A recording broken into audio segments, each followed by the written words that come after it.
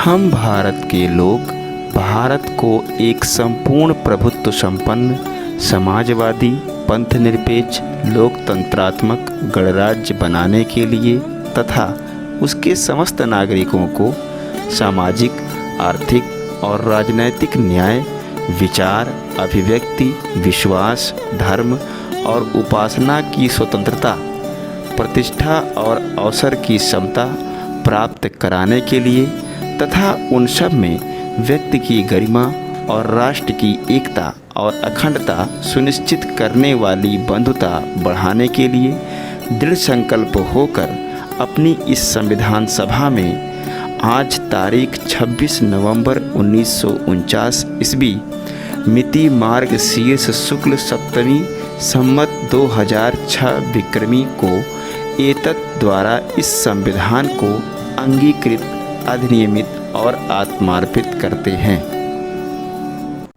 नमस्कार साथियों, किसान एकेडमी में आप सबका स्वागत है। और साथियों, राज्य व्यवस्था की क्लास में आज हम लोग पढ़ेंगे प्रस्तावना, प्रिएम्बल ऑफ कॉन्स्टिट्यूशन, और समझेंगे कि क्या है प्रस्तावना, इसका क्या महत्व है, इसकी क्या समस्याएं हैं, और साथ ही साथ हम लोग पंथ निरपेक्षता पर चर्चा करेंगे और जो कुछ न्यायिक निर्णय हैं इसके संदर्भ में उन पर भी हम लोग बातचीत करेंगे। चलिए आइए देखते हैं प्रिएम्बल।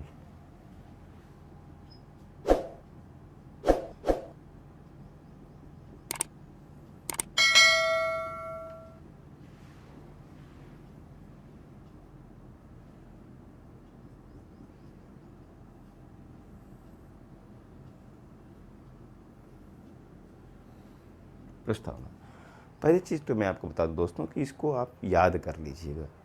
प्रस्तावना याद होनी चाहिए, वो आपके लिए बहुत फ़ायदा पहुंचाएगा। खास करके इंटरव्यू में, पीटी में बहुत सारे क्वेश्चन ऐसे आ जाते हैं जो डायरेक्ट सीक्वेंस में पूछ लिया जाता है, तो इसलिए आप इसको याद कर लीजिए तो अच्छा ही रहेगा। देखिए, सबसे पहली चीज़ तो ये कि जो प्रिएम्बल है ये है क्या। हम कहेंगे कि ये संविधान का आमुख या मुख पृष्ठ है।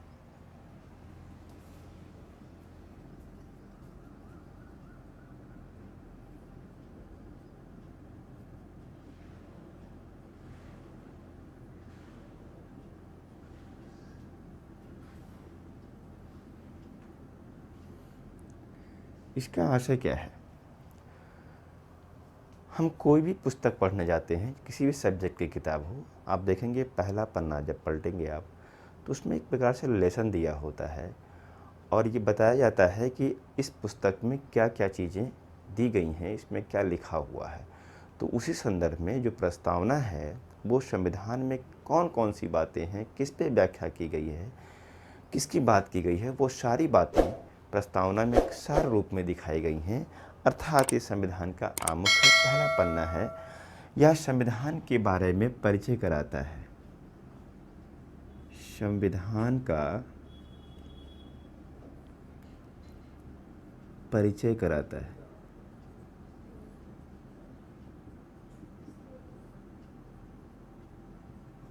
मतलब संविधान का संक्षिप्त परिचय कराता है। तो इस संदर्भ में हम कह सकते हैं कि संविधान का ही यह एक संक्षिप्त संस्करण है।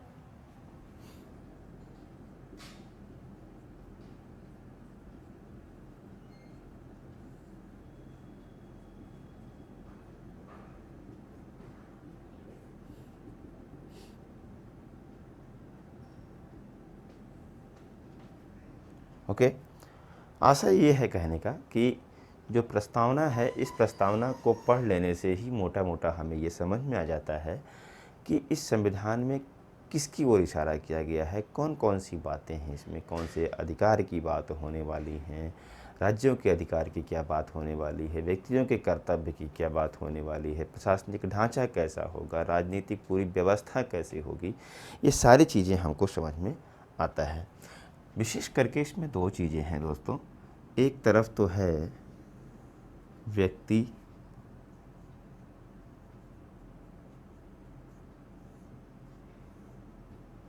और एक तरफ है राज्य।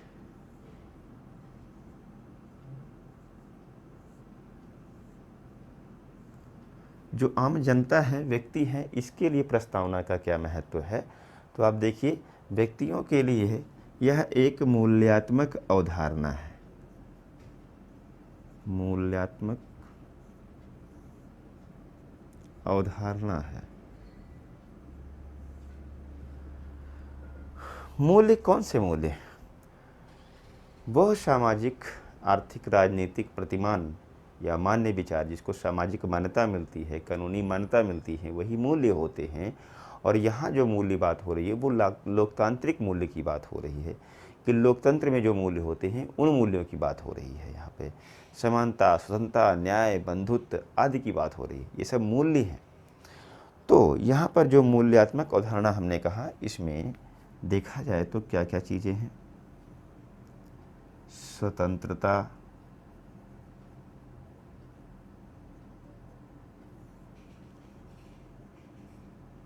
समता, न्याय, बंधुत्व,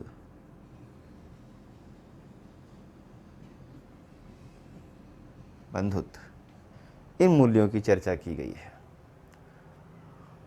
आप देखेंगे कि स्वतंत्रता में भी कौन कौन सी स्वतंत्रताएं हमको दी गई हैं, कौन कौन सी बातें कही गई हैं। तो इसमें विचार, अभिव्यक्ति, विश्वास, धर्म, विचार, अभिव्यक्ति, विश्वास, धर्म, उपासना, इस प्रकार की स्वतंत्रता की बात की गई है। अभी व्याख्या इसकी हम करेंगे। वहीं अगर समानता की बात करें तो प्रतिष्ठा और अवसर की समता की बात कही गई है।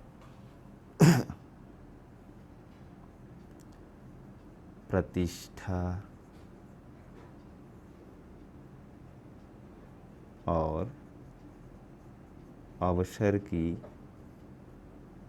समता। न्याय की बात अगर हम करें तो सामाजिक, आर्थिक, राजनीतिक न्याय की बात की गई है। सामाजिक, आर्थिक और राजनीतिक न्याय की बात कही गई है। बंधुत्व जो कहा गया है, इसमें व्यक्ति की गरिमा सुनिश्चित करना और देश की एकता, अखंडता भी सुनिश्चित करना, दो बातें कही गई हैं कि बंधुत्व से ऐसे व्यक्ति की गरिमा सुनिश्चित करना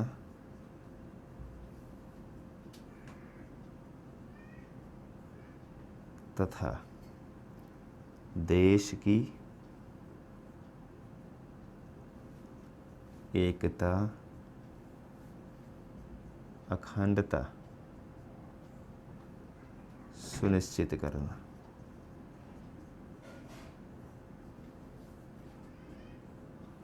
इतनी बातें कही गई हैं। आइए हम थोड़ा सा चर्चा कर लेते हैं। हमने कहा कि प्रस्तावना संविधान का मुख्य पृष्ठ है, पहला पन्ना है, संविधान का परिचय कराता है, संविधान का ही संक्षिप्त संस्करण है। व्यक्तियों के लिए यह मूल्यात्मक अवधारणा है जिसमें स्वतंत्रता, समता, न्याय, बंधुत्व की बात कही गई है। स्वतंत्रता से आशय यह है कि हमको तमाम तरह की स्वतंत्रताएं दी गई हैं। पूरे संविधान को अगर आप पढ़ेंगे तो उसमें विस्तार से समझाया गया है, चाहे वो मूल अधिकार की बात हो, चाहे वो डीपीएसपी के कुछ तत्व हों, वो सब हमारे अधिकार की ओर इंगित करते हैं। स्वतंत्रता में आप देखिएगा विचारों की स्वतंत्रता, यानी कि हमारा विचार जो होगा वो किसी के द्वारा थोपा गया विचार नहीं होगा। हम अपने विचार रखने के लिए पूरी तरह से स्वतंत्र हैं और इन्हीं सब बातों को आगे व्याख्यायित किया गया है पूरे संविधान में। अभिव्यक्ति की बात है, यानी कि एक्सप्रेशन, हम जो भी विचार रखते हैं उसका एक्सप्रेशन कर सकते हैं, अभिव्यक्त कर सकते हैं। इसका मतलब ये असीमित अभिव्यक्ति नहीं है। आप ऐसा कुछ अभिव्यक्त नहीं करेंगे जिससे देश की एकता, अखंडता प्रभावित हो, देश या वैदेशिक स्तर पर हमारे किसी के साथ संबंध खराब होंगे, तो आपको बोलने से रोका भी जाएगा, क्योंकि आप देखेंगे कि चाहे वो फंडामेंटल राइट हो, मूल अधिकार हो, आर्टिकल 19 की बात हो, और चाहे प्रियम्बल की बात हो, यहाँ पर ये कहा गया है कि आपके ऊपर शर्त लगाई जाएंगी। शर्त अभिव्यक्ति की बात कही है, फिर भी आपको जर्नल वे में अभिव्यक्ति की आज़ादी है। इसी प्रकार से विश्वास की बात है। विश्वास हमारा किसी चीज़ में हो सकता है, किसी का किसी चीज़ में हो सकता है। यानी राज्य के द्वारा थोपित विचार नहीं होगा कि नहीं अब आप इससे बियॉन्ड कोई विचार नहीं रख सकते। हम विचार अपने रखने के लिए स्वतंत्र हैं। इसी प्रकार से धर्म की बात है। आप देखेंगे कि पूरी तरह से अगर आप संविधान को पढ़ें तो फंडामेंटल राइट देखिए, आर्टिकल 15 से लेकर के 28 तक साफ साफ स्पष्ट शब्दों में लिख दिया गया है कि धार्मिक कौन कौन सी स्वतंत्रताएँ हैं, और उसी की प्रतिपूर्ति के लिए यहाँ पर प्रस्तावना में भी ये शब्द डाला गया है कि धर्म की हमको स्वतंत्रता है। हम किसी भी धर्म को अडॉप्ट कर सकते हैं, किसी भी धर्म को छोड़ सकते हैं, ये मेरी मर्जी होगी। इसी प्रकार से उपासना करने के अलग अलग तरीके हैं। हम किसी भी पद्धति को अपना सकते हैं, कोई रोक टोक नहीं है। हाँ, बशर्ते यह है कि सामाजिक हित जो है वो प्रभावित नहीं होना चाहिए। देश की कानून व्यवस्था, स्वास्थ्य आदि को ध्यान में रखते हुए आप उपासना की कोई भी पद्धति को अपना सकते हैं, पूरी तरह स्वतंत्रता है। तो इतनी प्रकार की स्वतंत्रताएँ हमको दी गई हैं। समता की बात अगर की जाए तो कहीं ना कहीं समता की ओर इशारा, समानता की ओर इशारा करता है समाज में, और सभी लोग समान होंगे ऐसा कहा गया है प्रस्तावना में। किसी के साथ भेदभाव नहीं होगा। विशेष करके 2 शब्द इसमें हैं, प्रतिष्ठा की समता। समाज में हर व्यक्ति बहुमूल्य है, हर व्यक्ति का अपना एक मूल्य है, हर व्यक्ति का अपना किरदार है। उसकी प्रतिष्ठा को सुनिश्चित कराना संविधान की एक जिम्मेदारी बन जाती है। कहने का आशय यह है कि हर व्यक्ति की प्रतिष्ठा है समाज में, किसी के साथ ऊंच नीच का व्यवहार नहीं किया जाएगा। अवसर की समता, यथासंभव जो प्रतियोगी परीक्षाओं के माध्यम से चाहे हो या कोई भी पद हो, वहाँ पर सबको समान रूप से पहुँचने का अधिकार होगा। यहाँ पे समता प्रदान की गई है। ऐसा नहीं है कि कुछ वर्ग ही सरकारी नौकरियों में, सरकारी नियोजन में जाएंगे। सबको अधिकार है, अवसर की क्षमता, सबको बराबर अवसर दिया जाएगा। न्याय की बात करिए तो सामाजिक, आर्थिक, राजनीतिक न्याय की बात कही गई है। अर्थात सामाजिक न्याय से आशय ये है कि समाज में जाति, धर्म, लिंग, वंश आदि के आधार पर किसी प्रकार का भेदभाव नहीं किया जाएगा। इन्हीं सब बातों को आगे व्याख्यायित भी किया गया है फंडामेंटल राइट्स में। इसका एक आशय ये भी है कि समाज में किसी को विशेष अधिकार नहीं दिया जाएगा, सब समाज में बराबर होंगे। वहीं आर्थिक न्याय की बात करिए तो कहा गया है कि जो भी उत्पादन के साधन हैं, जो प्राकृतिक साधन हैं, उस पर सबका समान रूप से अधिकार होगा। अर्थात जो हमारी बेसिक नीड्स होंगी, जो हमारी आधारभूत आवश्यकताएं होंगी, उसकी प्रतिपूर्ति पहले होगी, बाकी चीज़ें बाद में होंगी। हम अपने पसंद का कोई भी रोज़गार चुन सकते हैं, बशर्ते ये है कि उससे किसी को कोई प्रॉब्लम ना हो, कानूनी मान्यता मिली हो, सामाजिक मान्यता मिली हो, ऐसे आप आराम से रोज़गार कीजिए। साथ ही साथ आप देखेंगे राजनीतिक न्याय की बात कही गई है। राजनीतिक न्याय से आशय ये है कि सबको चुनाव में भागीदारी करने का अधिकार होगा, सरकार की आलोचना करने का अधिकार होगा। तो ये सब क्या है? राजनीतिक अधिकार हैं। यानी कि किसी भी प्रकार से राजनीतिक स्तर पर भी भेदभाव नहीं किया जाएगा, ये प्रस्तावना कहती है। बंधुत्व की बात होती है। बंधुत्व यानी भाईचारा और व्यक्ति की गरिमा सुनिश्चित करना, देश की एकता अखंडता सुनिश्चित करना। देखिए, बंधुत्व यानी भाईचारा जब होगा तो जाहिर सी बात है कि समाज में किसी के साथ भेदभाव नहीं होगा। तो जब किसी के साथ भेदभाव नहीं होगा तो उस व्यक्ति की गरिमा जो होगी वो मेंटेन होगी, उसका आत्मबल बढ़ेगा। पता चले कि कोई समाज में है, किसी व्यक्ति को आप अनावश्यक जाति के नाम पर, धर्म के नाम पर प्रताड़ित अगर करते हैं तो उसकी गरिमा प्रभावित होती है, उसको ठेस पहुंचती है, उसका सेल्फ कॉन्फिडेंस पूरी तरह से गिर जाएगा। इसलिए कहा गया है कि व्यक्ति की गरिमा सुनिश्चित होगी, किससे? बंधुत्व से। और साथ ही साथ जब देश में भाईचारा होगा, हिंदू, मुस्लिम, सिख, ईसाई सब जब एक रहेंगे तो देश की एकता अखंडता भी सुनिश्चित होगी। इससे किसी प्रकार की अलगाव की बात नहीं होगी, किसी भी प्रकार से देश के खिलाफ कोई ऐसे कार्य नहीं होंगे जिससे देश की एकता अखंडता खतरे में पढ़े। तो इतनी बातें कही गई हैं। कुल मिलाकर के व्यक्तियों के लिए क्या है, तो हम कहेंगे कि व्यक्तियों के लिए एक मूल्यात्मक अवधारणा है। एक क्वेश्चन लिख लीजिए यहाँ पर, प्रस्तावना व्यक्तियों या नागरिकों के लिए एक मूल्यात्मक अवधारणा है, चर्चा करें। ठीक है, एक ये प्रश्न लिखिए। दूसरी चीज़ हम बताते हैं राज्य के लिए क्या है।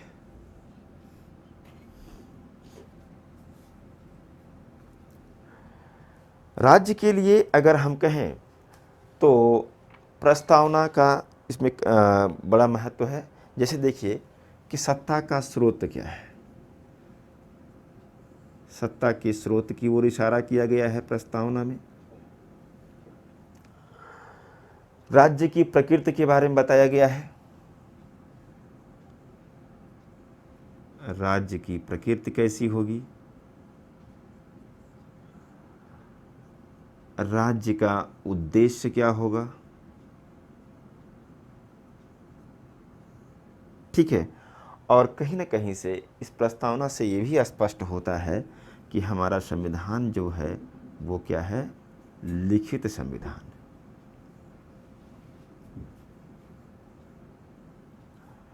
सत्ता का स्रोत कौन होगा, सत्ता का स्रोत प्रस्तावना में ही कह दिया गया है कि जनता होगी। कैसे, जब ये कहा जाता है पहली ही लाइन में we the people of India, यानी कि हम भारत के लोग, इसका मतलब है कि संविधान को किसने बनाया, भारत के लोगों ने बनाया, जनता ने बनाया।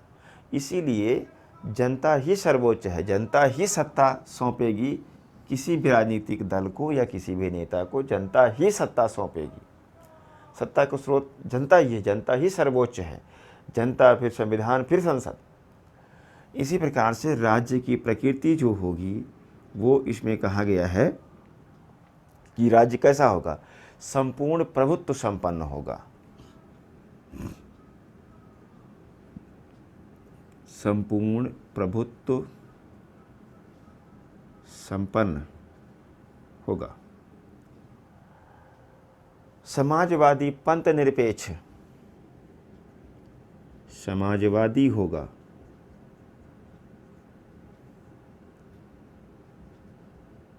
पंथ निरपेक्ष होगा, लोकतांत्रिक होगा और गणराज्य होगा, गणराज्य होगा। ठीक है, राज्य की प्रकृति के बारे में भी बता दिया गया है पूरी तरह से प्रस्तावना में, और कहा गया है कि राज्य संपूर्ण प्रभुत्व संपन्न होगा। संपूर्ण प्रभुत्व संपन्न का मतलब ये होता है कि राज्य की वह सर्वोच्च इच्छा जिसके तहत वो देश के भीतर कोई भी कानून, नियम आदि बना सकता है और अंतर्राष्ट्रीय स्तर पर पूरी स्वतंत्रता के साथ वैदेशिक नीतियों का अनुपालन कर सकता है। इसके लिए हम किसी के मातहत नहीं हैं, भले ही हम यूएनओ में जुड़े हों, चाहे राष्ट्रमंडल की सदस्यता हमारे पास हो, लेकिन इसका इस संप्रभुता से कोई लेना देना नहीं है। हम पूरी तरह से स्वतंत्र हैं, हमारी मर्जी के बिना किसी भी देश का हमारे देश के अंदर हस्तक्षेप नहीं हो सकता। यह है संपूर्ण प्रभुत्व। राज्य हमारा देश कैसा होगा, संपूर्ण प्रभुत्व संपन्न होगा, समाजवादी होगा। देखिए यहाँ पर लोकतांत्रिक समाजवाद की बात कही गई है हमारे देश में। समाजवादी का मतलब यह है कि सबका साथ सबका विकास, हम सबको साथ लेकर के चलेंगे। जो विकास है वो ग्राउंड लेवल तक होना चाहिए। गरीब से गरीब की भी सत्ता में राजनीतिक भागीदारी होगी, आर्थिक भागीदारी होगी, समाज में उसको बराबरी का दर्जा मिलेगा। यह है समाजवाद। ऊंच नीच को हम ख़त्म करेंगे।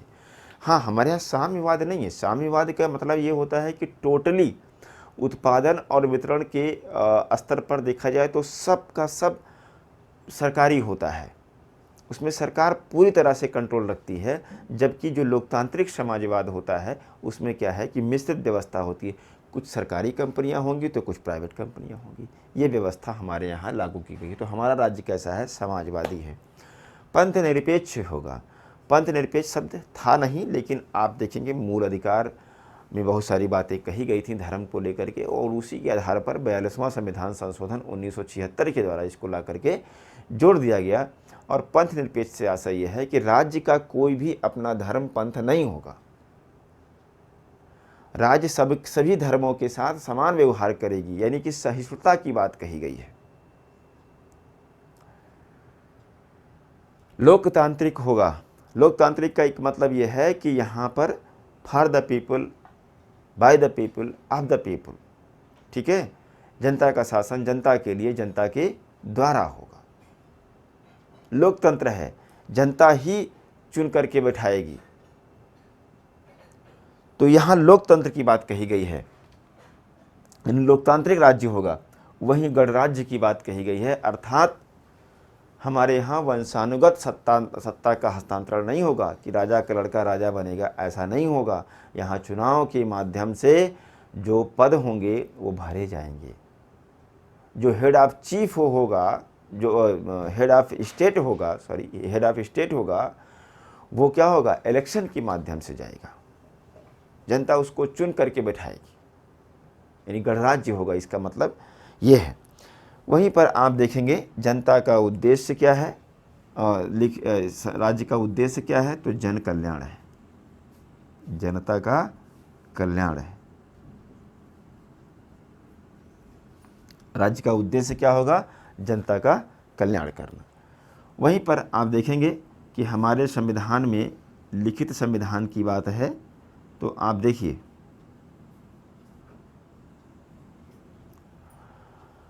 जो संविधान है इसको 26 नवंबर 1949 को अडॉप्ट किया गया।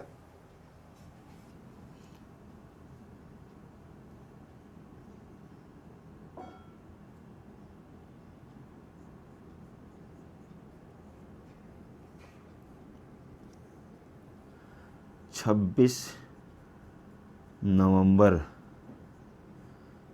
1949 को अडॉप्ट किया गया। और इसके लिए आप देखेंगे कहा गया कि हम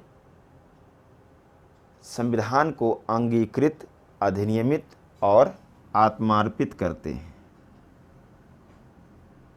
अंगीकृत, अधिनियमित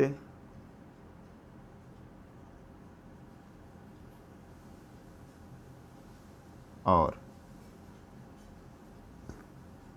आत्मार्पित करते।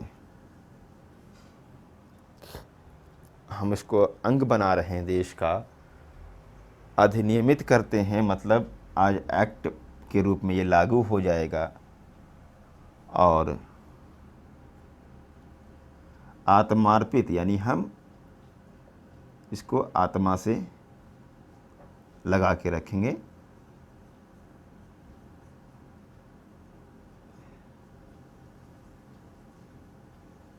ठीक है।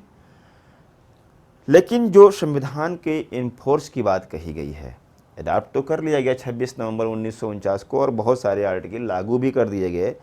लगभग 15 अनुच्छेद लागू कर दिए गए थे, चाहे वो नागरिकता संबंधी अनुच्छेद हों, चाहे चुनाव संबंधी अनुच्छेद हों, या अंतरिम सरकार संबंधी जो बातें थी वो सब लागू कर दी गई थी। लेकिन पूरी तरह से जो इन्फोर्स किया गया,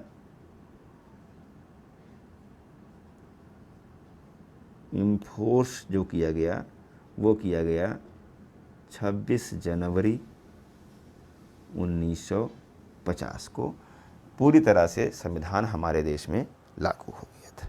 ठीक है। आप देखेंगे कि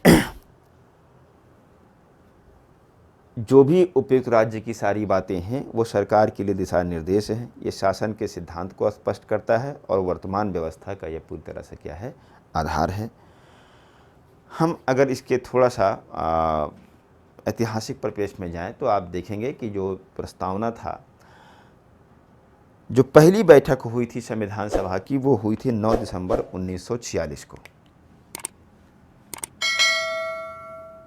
9 दिसंबर 1946 को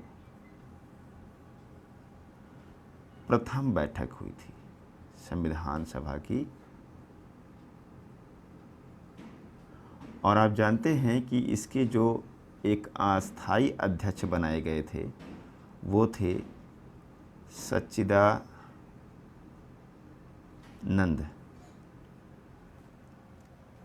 सिन्हा।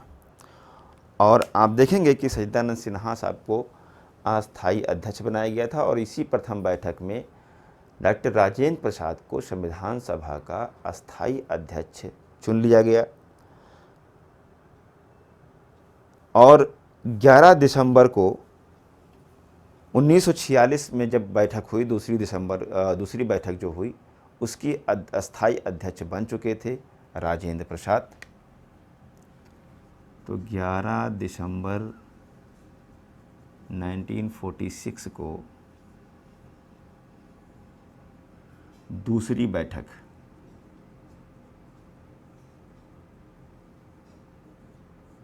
ठीक, और इसमें अस्थायी अध्यक्ष के तौर पे कौन आ गया? डॉक्टर राजेंद्र प्रसाद। तीसरी बैठक जो हुई वो 13 दिसंबर 1946 को हुई और इसी में उद्देश्य प्रस्ताव को रखा गया। 13 दिसंबर 1946 को तीसरी बैठक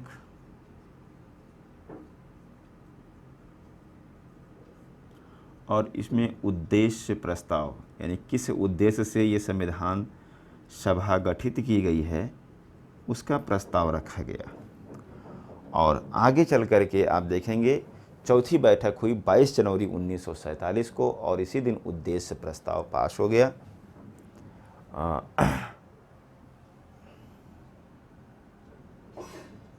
22 जनवरी 1947 को चौथी बैठक हुई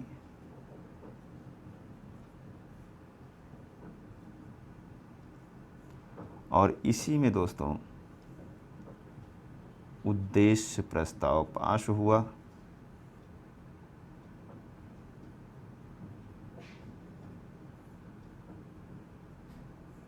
उद्देश्य प्रस्ताव पास हो गया, ठीक है। और संविधान बनाने का काम धाम यहीं से शुरू हो गया। ये तो हुआ बेसिक बात। इसमें एक दो शब्द हम आपको बोल दे रहे हैं जो आप नोट कर लीजिएगा। जैसे आप देखिएगा कि 42वां संविधान संशोधन जो किया गया था 1976 के द्वारा, उसमें 3 शब्द संविधान में जोड़े गए। 42वां संविधान संशोधन द्वारा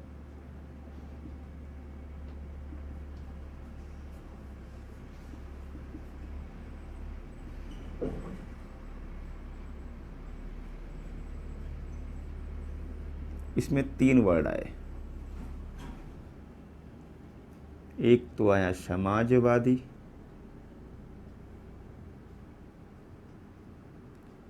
एक शब्द जोड़ा गया पंथ निरपेक्ष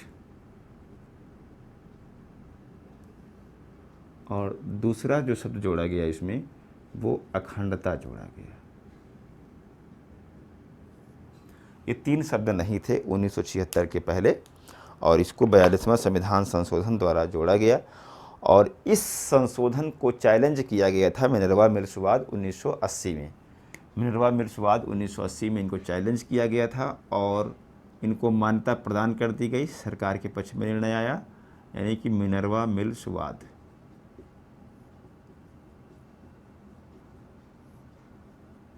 वाद